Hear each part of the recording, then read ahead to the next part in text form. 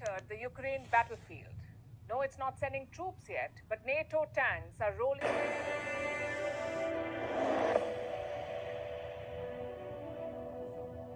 NATO has finally entered the Ukraine battlefield. No, it's not sending troops yet, but NATO tanks are rolling into Ukraine. The deliveries have begun, plus NATO is inching closer to the Russian border. It is expanding. Finland is set to join the alliance. The decks have been cleared, and this only means that the challenges for Russia are mounting. And it's happening with the onset of spring. Perfect timing for Ukraine to launch an offensive. How is Russia gearing up to respond to this? It is replenishing its own arsenal and stitching more defense partnerships. The latest one in the picture is North Korea. Russia is getting defense supplies from North Korea. That's what the Americans say, that Moscow will give food to Pyongyang in exchange for weapons. The deal, if it happens, will be a violation of UN resolutions. But we're way past that, way past following rules here. The West tried to corner Russia with sanctions. Russia has got a veto power plus diplomatic cover from China, and now its goal is to turn this advantage into territorial gains. So who has the upper hand in the war? Let's start with the latest. After weeks of waiting, Ukraine is finally getting the tanks it wanted. The Leopard tanks from Germany and the Challenger tanks from Britain. The UK is sending a total of 14 tanks. Germany has shared 18. Wir stehen an der Seite der Ukraine, die wir We stand by Ukraine, which we support politically, financially, but also with arms deliveries and especially with the military training that both our countries provide.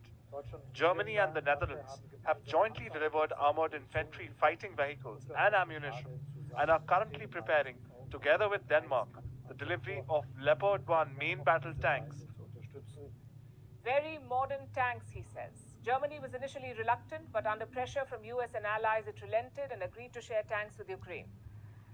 Earlier, Norway had sent 8 tanks. What about the US? It hasn't made any deliveries yet.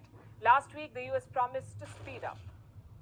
In close coordination with Ukraine, has made the decision to provide the M1A1 variant of the Abrams tank, which will enable us to significantly expedite delivery timelines and deliver this important capability to Ukraine by the fall of this year. It will also give Ukraine a very similar capability to the M1A2, which includes advanced armor and weapon systems to include a 120 millimeter cannon and 50 caliber heavy machine gun. How many tanks will America give Ukraine? Reports say at least 31. And how many tanks will Ukraine get in total? Kiev is expecting at least 120 tanks in the first wave.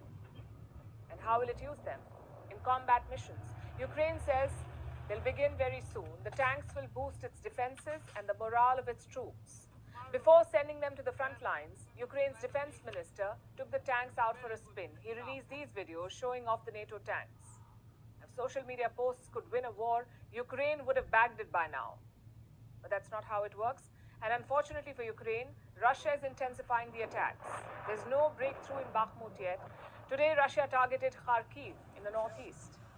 Russian forces unleashed drone and missile strikes. Civilian infrastructure was targeted. Reports say Russia launched the missiles from the S-300. Also, Iranian drones were in the sky. And what is Zelensky doing? He's giving interviews. This week, he spoke to the Associated Press. Ukraine's president was asked about Bakhmut. This is a city in the east where Ukrainians and Russians have been fighting for months. Many lives have been lost, but neither side is ready to give up. Zelensky says he won't allow Putin a win on the battlefield. Is this part of why you are fighting so hard in Bakhmut? Because a lot of military analysts will say that strategically it's not that significant. Because that will be victory for him. He will. And any victory. Yes, he will sell this victory.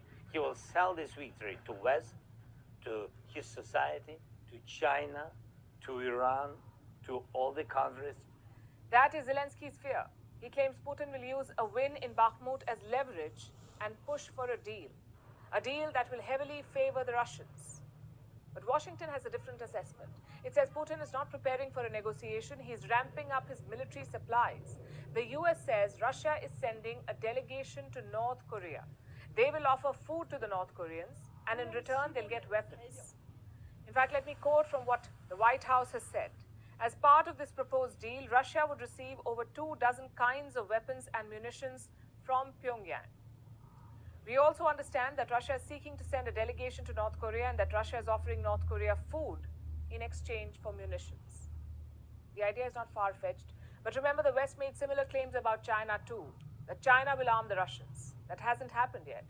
So far, Beijing has only supplied dual-use equipment to Moscow. Dual-use are goods that are meant for civilian use, but can also be repurposed by the military. The Chinese have not sent any lethal arms yet.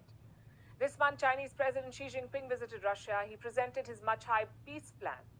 Putin supported it. The West rejected it. What about Ukraine?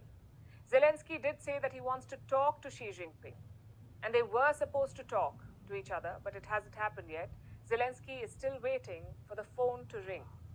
Of course, I gave all the diplomatic and public and not public to President of China, to leader of China, and I want to speak with him because I had contact with him before full-scale war.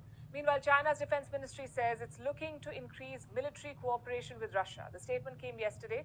China said it would join hands with Russia to promote world peace. And I'm not making this up. The statement made no mention of military supplies. Either way, Beijing is firmly in Moscow's camp. It has been backing Russia in a steady yet limited fashion. And despite Xi Jinping's desire to be seen as peacemaker, there is no peace in sight. The war has completed 401 days, and both sides are adding to their arsenal to continue fighting. Losing it.